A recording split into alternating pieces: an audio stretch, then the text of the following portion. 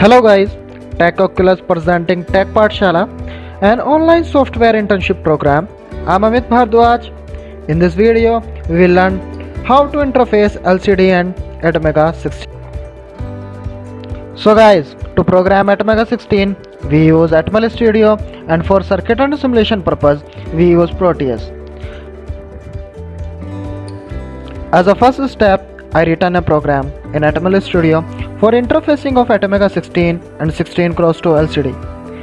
In this program, I define some functions for command mode and some are for data mode. So here the code output is expected like when our LEDs are off, LCD print LEDs are off, and when our LEDs are on, LCD print LEDs are on.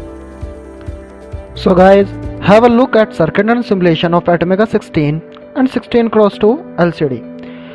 In this, I connect my data pins at port B of Atmega 16 and control pins at port D. All LEDs are connected at port A. Now, I upload my code into Atmega 16 and play the simulation. And my output is same as I expected according to my program. We know 16 cross to LCD works in two modes, 8-bit mode and 4-bit mode. I also written a code for 4-bit mode as well as done simulation in 4-bit mode. Have a look on it guys, and thank you for watching.